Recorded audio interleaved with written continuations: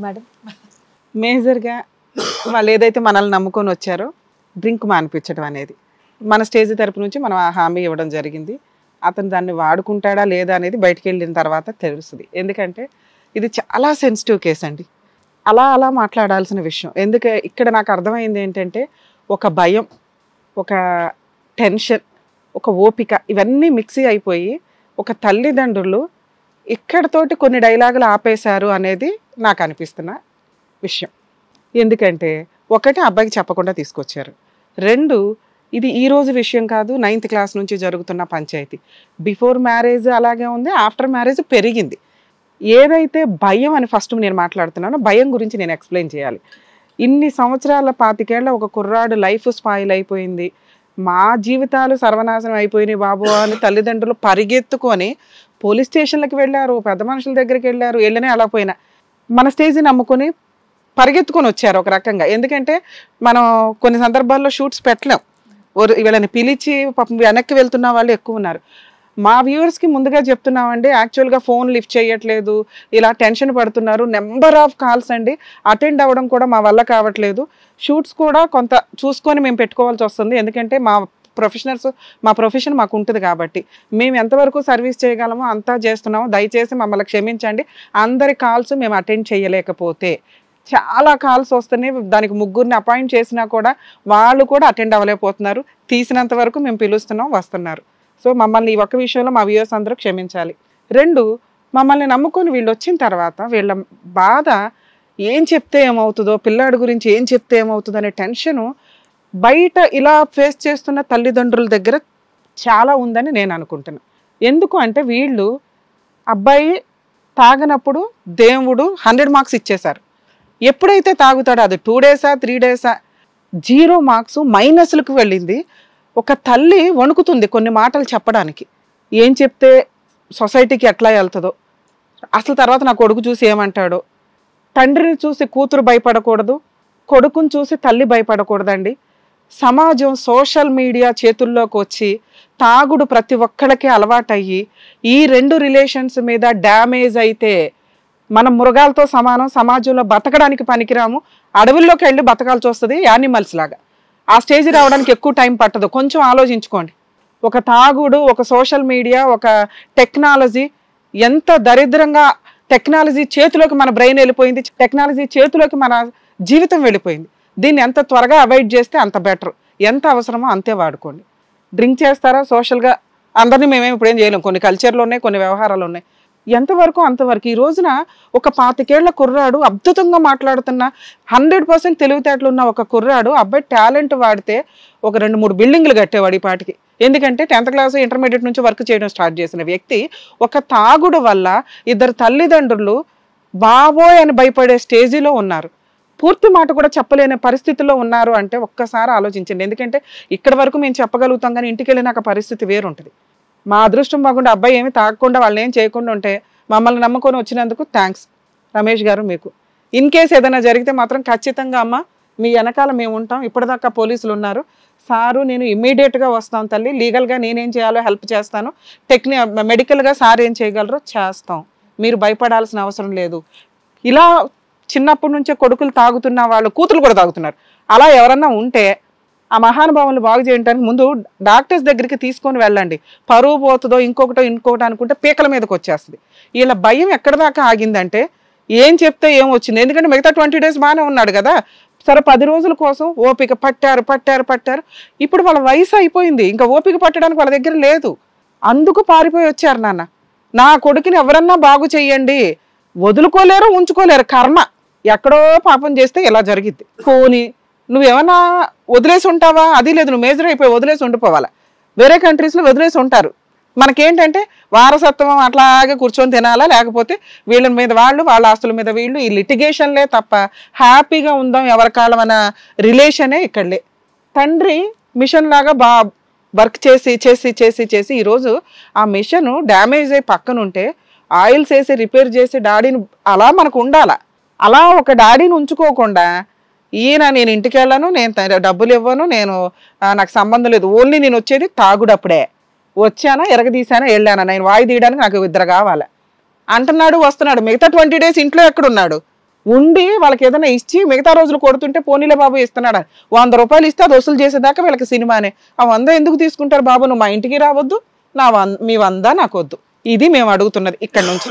ఆయన పెళ్ళే చేసుకుంటాడో ఒక భార్యతో కాపురమే చేస్తాడో లేదో అనవసరం. ఎందుకంటే ఆ అమ్మాయిని చెప్పలేదని మనం అంటామండి. మన మెచ్యూరిటీ లెవెల్స్ వేరు, వాళ్ళు ఆర్డినరీ పర్సన్స్, వాళ్ళకి ఎట్లా ఉంటుంది పరిస్థితులను బట్టి ఆలోచిస్తారు.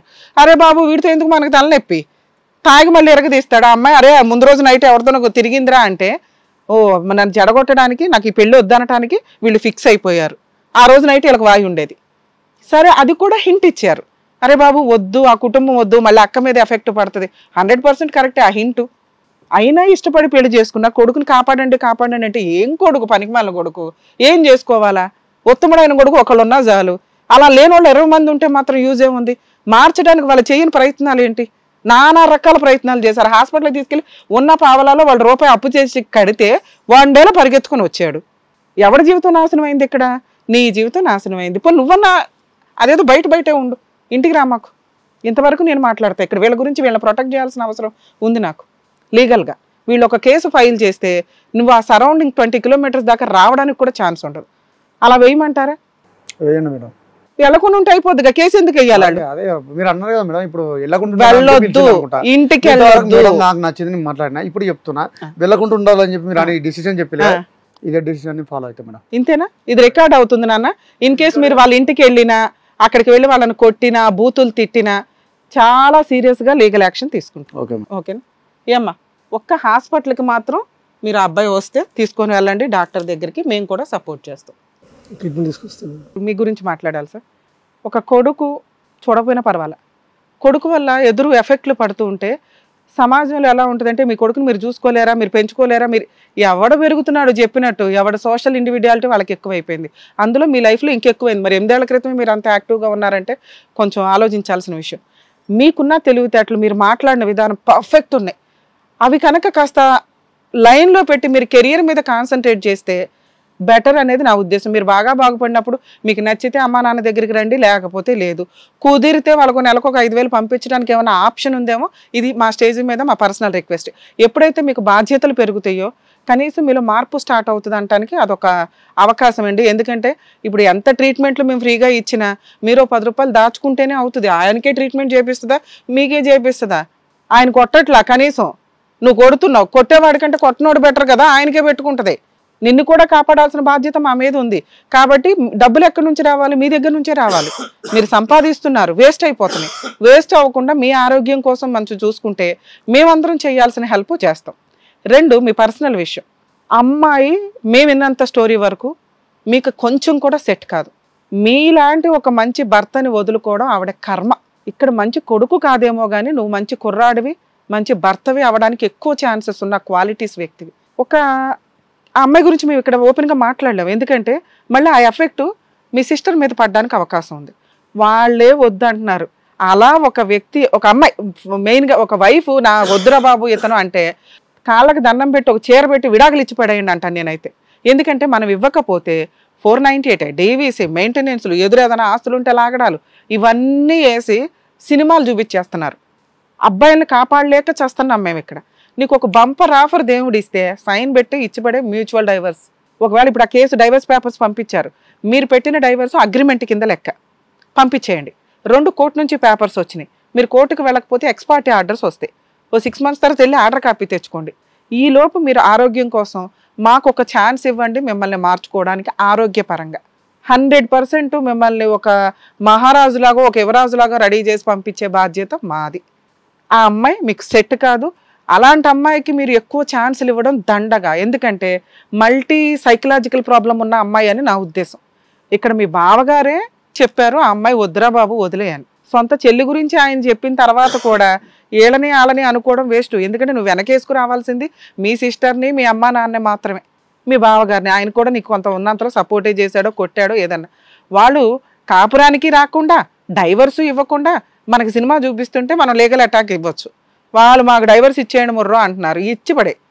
ఆ అమ్మాయి మాట్లాడుతుందా అసలు నువ్వు ఇలాంటిది నాకు అవసరం లేదే అని ఫోన్లు బ్లాక్ చేయాల్సిన బాధ్యత నీకుంది. అలా చేసి పడేస్తే నేను వీళ్ళు నాకు మంచి జరిగిందని చెప్పి మీరు అన్న వరకు నేను ఒప్పుకుంటా. ఇప్పుడు ఇటు ఉన్నదంతా అమ్మాయి కావాలనో నాకు ఇది కావాలనో కాదుగా. నాకు వచ్చినప్పుడు మా బావ నేను కావాలనే విడదీసిన నువ్వు ఏం చేస్తావని అడిగినప్పుడు మరి నువ్వు ఎవరు అన్న నీకు నువ్వు ఎట్లా మేము చేయలేము ఒక ప్రశ్న ఎందుకు అడుగుదాం. అడగలే. రెండోది అదే రోజు అక్క ఉన్న వీళ్ళు కలిసి ఆ రోజు చెప్పండి, నెల తర్వాత చెప్పకుండా కానీ ఇది మంచిగా అయిపోయాయి కదా అక్కడికి కూడా. నానా ఇవే ఇంతసేపు నేను ఎక్స్ప్లెయిన్ చేశాను. వాళ్ళు భయంతో కొన్ని విషయాలు చెప్పలేకపోయారు. నీకున్న తెలివితేటలు వీళ్ళకి లేవు, వీళ్ళకున్న ఆ బ్రెయిన్ ని కొంచెం పాపం అట్లా అని వదిలేయండి. ఇప్పుడు అక్కడ ఉన్న విషయంలో వీడు ఏం చేస్తాడు అన్న భయం మీద చెప్పలే. అవును అవును నా మీద ఒక భయం మీద కానీ ఏం చెప్పకుండా అదే ధైర్యం ఇక్కడ తీసుకురావడానికి వచ్చింది కదా మేడం. ఇప్పుడు అదే నాన్న, ఇప్పుడు ఒక 8 ఏళ్ల క్రితం స్టోరీ వేరు. ధైర్యం రాలేదంటే కొడుకు జీవితం బాగు కోసం చెప్పడానికి రాలే. దానికి నేను ఆన్సర్ చెప్తాను. 8 ఏళ్ల క్రితం వాళ్ళ ఓపిక వేరు, వాళ్ళు తట్టుకునే విధానం వేరు. ఇప్పుడు ఓపిక వేరు, వాళ్ళు ఇంకా మిమ్మల్ని భరించడానికి రెడీగా లేరు. భయం కాదు, తెగిచ్చేసి పోవడానికన్నా రెడీ అయిపోయారు. మిమ్మల్ని ఎంత మేము ఎక్స్ప్లెయిన్ చేసి ఎందుకు బతులాడుతున్నాం అంటే మీరు పాతది పట్టుకోకండి. పాతప్పుడు వాళ్ళకి ఓపిక ఉంది, మిమ్మల్ని మార్చుకోవడానికి ప్రయత్నించారు. వాళ్ళ భయం వాళ్ళకుంది, చెప్పలేదు. ఇప్పుడు పరిస్థితి వేరు, వాళ్ళు భరించే పొజిషన్లో లేరు. మీరు మారాలి, మీకోసం మేము మీ వెనకాల ఉంటాం అంటున్నాం. మీరు అడిగే రెండో క్వశ్చన్ అయిపోయింది నాన్న, నువ్వు ఎక్స్క్యూజ్ చేయాల్సింది ఎవడన్నా ఉంటే తల్లిదండ్రుల్ని. ఇప్పుడు దాకా మనం తిట్టాం కదా, ఇప్పుడు నుంచి వదిలే, వాళ్ళ బతకని వాళ్ళ పాపన వెళ్ళిపోతారు అనుకో. ఎంతకాలం బాధపడతారు కుటుంబంతో? అయిపోయింది కదా. ఎక్కడ తిప్పి కొడితే ఒక 2 months 1 year 1.5 year marital duration. ఆ అమ్మాయికి అంత ఇంపార్టెన్స్ ఇవ్వాల్సిన అవసరమే లేదు. ఆ క్యారెక్టరే కాదు ఆ అమ్మాయిది. మీరు బంగారం లాంటి వ్యక్తి, మీరు మారితే సూపర్ కొడుకు. అట్లాంటి కొడుకు ఎవరికి ఉండరు. లీగల్ గా అమ్మాయి వద్దు, మ్యూచువల్ డైవర్స్ తీసేసుకోండి, లేదా కోర్టుకి వెళ్లకుండా ఉండండి, ఎక్స్పర్ట్ ఆర్డర్స్. మీరు కొన్ని రోజులు వీళ్ళ సరౌండింగ్స్ కి వెళ్ళకండి. మా రిక్వెస్ట్ వాళ్ళని కొట్టొద్దు, తిట్టొద్దు, ట్రీట్మెంట్ కి రండి, మేము 100% మీకు చేయాల్సిన సపోర్ట్ చేస్తాం. కొట్టిండు అంటారు కానీ ఆ తాయి మాత్రమే ఒకరు పొరపాటు చేయబడ్డా కూడా నాకు గుర్తులేదు. టాపిక్ మాత్రం ఇది కాదు మేడం. మనకి కనిపించే ప్రత్యక్ష దైవం అంటేనేమో నాకు నార్మల్ కొంచెం గుర్తుంటది కాబట్టి నేను ఒప్పుకుంటా. ఒక చేయి పొరపాటు లేచిందేమో తాకింది తాగలేదు నాకు ఐడియా లేదు. ఇవన్నీ తాగుడులో జరిగినాయి కాబట్టి మేము మానవత్వంతో నిన్ను వెనకేసుకొచ్చి మాట్లాడుతున్నాం. అదే ప్రాక్టికల్ గా నువ్వు కాన్సన్ట్రేషన్ లో జరుగుంటే మాట్లాడడం, ముందు జైలుకి తీసుకెళ్తాం. అన్కాన్షియస్ లో జరిగింది మేడం. ఇప్పుడు ఇంత జరిగిన తర్వాత కూడా సరే నీకు అక్క ఇంపార్టెంట్ కాబట్టి నువ్వు అక్కని ఉంచుకో. ఎవరిని తీసుకురారు, వాళ్ళ బతుకనివ్వండి. పోతాను ఇప్పుడు నాకల మంది ఉంటుంది. ఆ నాన్న చెప్పు వస్తానా అని చెప్పి వాడు గుర్తారు, వాళ్ళ ఇంట్లో కలిసి ఉంటుంది. సరే వాళ్ళ ఇంట్లో ఏమంటారు, వచ్చి అమ్మాయిని అక్కడ చూసుకునే వాళ్ళు, నీకు అమ్మాయిని చూసుకోకపోతే 4 రోజులు తెచ్చి ఉంచుకొని పంపించరాదు. ఇప్పుడు నాకు ఎక్కడైతే ఏ ఇంట్లో అయితే గొడవ అయిందో, ఏ ఇంట్లో అయితే నాకు అంత వాళ్ళు ఫస్ట్ నుంచి చెప్పేది అదే, ఇలా ఒక కుండ మార్పిడి చేసుకుంటే ఎవరో ఒకరి మీద అయితే ఖచ్చితంగా ఎఫెక్ట్ పడుతుంది, ఇద్దరి మీద పడుతుంది. పోయి ఆ ఇంట్లో ఉండేవారు, పోయి ఒక 10 రోజులు పోతుంది, ఆ కూతురు కోసం అదే ఇంట్లో ఉంటది. ఉండాలి కదా, తప్పదు కదా. అక్కడ అల్లుడు కూతురు. ఇప్పుడు వీళ్ళ మాట నాకు ఇప్పటికి డౌట్. వీళ్ళు మాతోటి ఏమని మాట్లాడుతున్నారంటే మా బిడ్డను పంపించారు, సంవత్సరానికి ఒక్కసారి పంపిస్తారు, వారం రోజులు 2 రోజులు. వాళ్ళ తాత ఎట్లా బెరుతాడు, అమ్మాయి 2 రోజులు ఉంచుకోవాలి, 3 రోజులు ఉంచుకోవాలి, 3 రోజుల్లో పంపించాలి, దానికి మిగతా కొంచెం బెదిరించినట్టు మాట్లాడతారు. నీకు నీ భార్యని అలా పంపించట్లేదు అనేది నీ బాధ. అక్కడ మీ బావ మంచోడు, ఇక్కడ నువ్వు తాగబోతు కదా, వాళ్ళ భయం వాళ్ళకుంది, అందుకే నిన్నే తీసుకెళ్తున్నారు అక్కడికి ప్రతిసారి.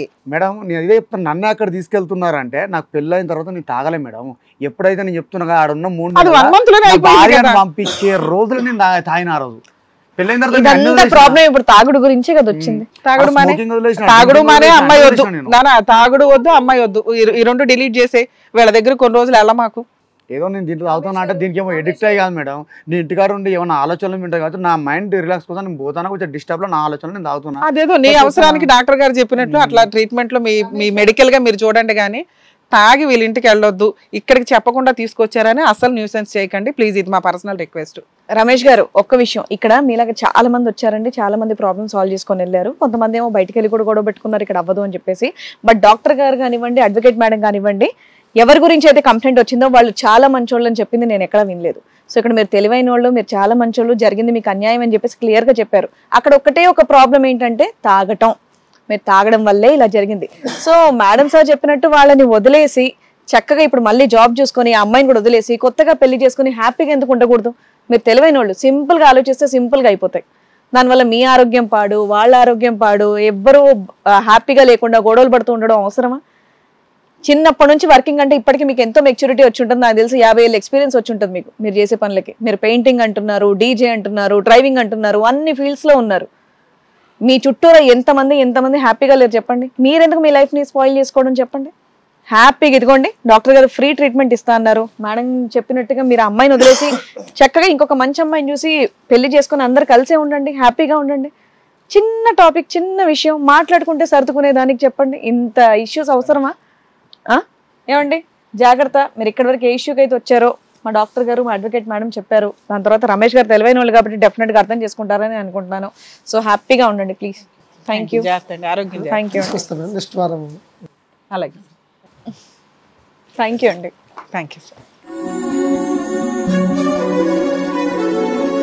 మా డాక్టర్ గారు అడ్వకేట్ మేడం ఎలా అయిపోయారంటే ఇంట్లో పెద్దవాళ్ళు ఉంటారు చూడండి, పెద్దలతో మాట్లాడాలి, అత్తగారితో మాట్లాడాలి, మామగారితో మాట్లాడాలి, పేరెంట్స్తో మాట్లాడాలి. ఇక్కడ ఉన్న వాళ్ళందరికీ మీ ఇద్దరు అలా తయారయ్యారనమాట. ఇంట్లో మాట్లాడుకొని సర్దుకునేటటువంటి విషయాలన్నీ కూడా ఇక్కడికి వచ్చి మీరు చెప్తే విని చక్కగా వెళ్తున్నారు. సో దానికంటూ ఈ ప్లాట్ఫామ్ హిట్ టీవీ వాళ్ళు క్రియేట్ చేసినందుకు వాళ్ళకి కూడా థ్యాంక్స్ చెప్పాలి. So thank you so much doctor గారు. Thank you so much advocate madam. Hit TV app, ఇందులో short news, live news, entertainment shows, movies, digital magazines తో పాటు మీ జిల్లా వార్తలను కూడా ఫ్రీగా చూడొచ్చు. ఇంకెందుకు ఆలస్యం, వెంటనే హిట్ టీవీ యాప్ ని డౌన్లోడ్ చేసుకుని ఫ్రీగా ఎంటర్టైన్మెంట్ పొందండి. Hit TV app. Hit TV app. Please download hit TV app. Hit TV app ని ఫ్రీగా డౌన్లోడ్ చేసుకుని ఎంజాయ్ చేయండి. మీకు నచ్చిన ఎంటర్టైన్మెంట్ కోసం హిట్ టీవీ యాప్ ని ఫ్రీగా డౌన్లోడ్ చేసుకుని ఎంజాయ్ చేయండి. హిట్ టీవీ యాప్ ని డౌన్లోడ్ చేసుకుని ఆస్వాదించండి, ఆశీర్వదించండి. ఇంతమంది సెలబ్రిటీలు హిట్ టీవీ యాప్ ని డౌన్లోడ్ చేసుకోండి అని చెప్తున్నారంటే ఎంత మంచి యాప్ ఆలోచించండి. అమెరికా అమెరికా అమెరికా అమెరికాలో చదవాలనుకునే వాళ్ళకి విశ్వసనీయమైన పేరు మన శౌర్య కన్సల్టెన్సీ. UK లో 1 year masters, UK లో 1 year masters, 2 years work permit up to 5 years visa. Contact Saurya Consultancy. Contact 89851 89851.